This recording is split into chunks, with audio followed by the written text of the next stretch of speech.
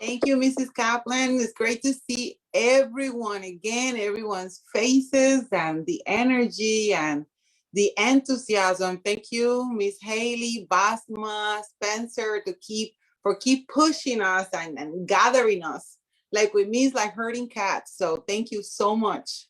And today I'm going to share with you first a book that's called The Dream Giver. It's written by Bruce Wilkinson. And then I wrote, because Miss Ross and Basma gave me so much feedback in regards to the poem, that it was one of our homeworks. And it was completely out of my comfort zone. So it all comes together. So I have a poem based on this book. But the reason I want to share this book is because, and as I was listening to everyone's stories so far, I always feel so inspired. And at the same time, when I hear you guys, it's like, you're not alone. Like there's other people that get it, that understand what it takes to make the decisions that we made, right? Living what's familiar.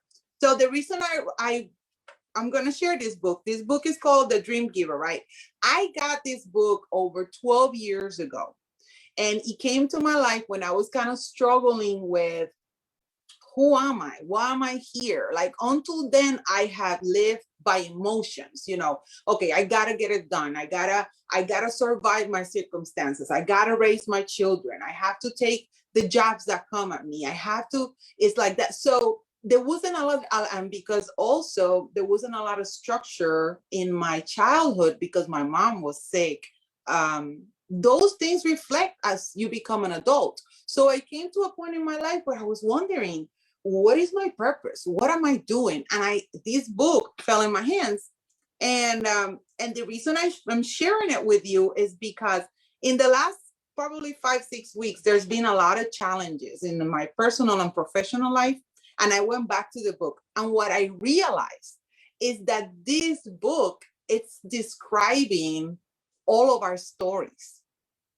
And I started reading it, remembering the stories that all of you shared. And I'm like, this is what this book is talking about. So I'm going to just read the intro so you understand. And it's written like a parable, which I love that. I love reading parables too.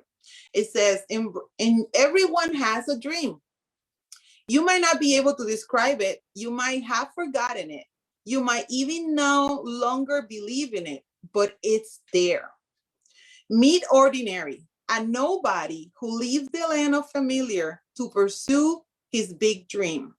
Once the dream giver convinces him to escape his comfort zone, Ordinary begins the journey of his life, overcoming border bullies, navigating the wasteland, and battling the fierce giants of the land. So as I read this, I can't help but think of all of the testimonies that you all have shared and how this definitely applies. This is what we've done. So some of the it starts saying, Ordinary embraces his big dream.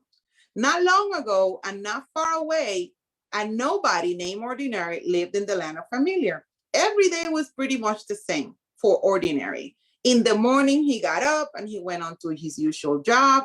After work, he ate most of the same dinner he's eaten the evening before. Then he sat in his recliner and watched the box that mesmerized most nobodies on most nights.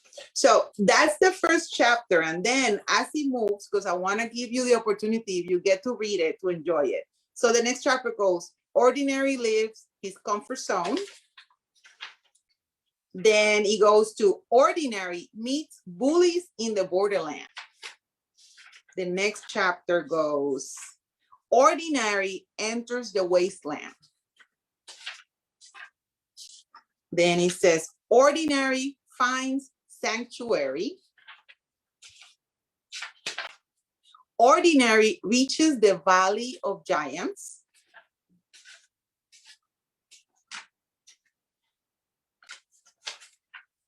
Ordinary thrives in the land of promise. And every time I read that, I can't help but think about all of you. So thank you for sharing your stories, for hearing mine, for creating this safe space to do so, because it's not easy to share our stories. And this is helping us trim them and prepare them so we could share them with the world. So I highly recommend this book. I think everyone here who reads that is going to find themselves walking in the valley with ordinary. So this is my poem about listening to the dream giver. And I probably have read this book, went back to it about 100 times. Every time I'm on a slope, I'll pull it out.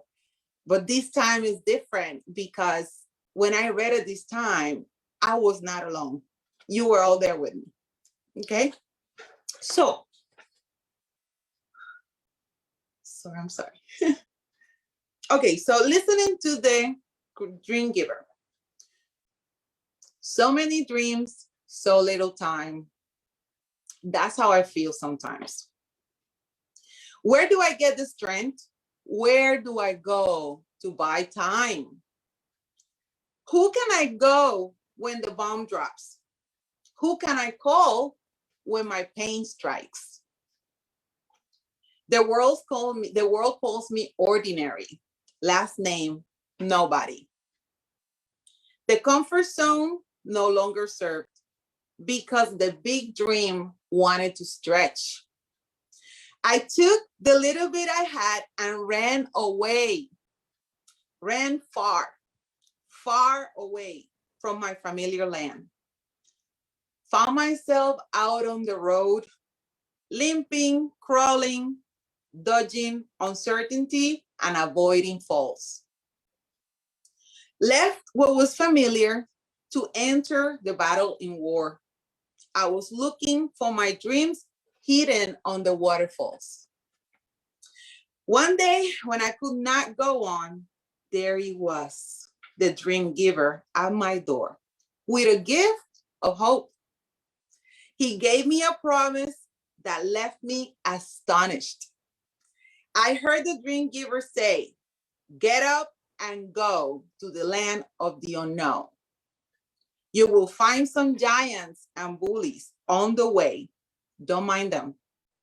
I will hit them with their own stick and stones. Pay attention to your battles," I heard him say. "They will lead you to your purpose on the way." When my roots got stronger, my heart started hoping and longing to share this amazing love.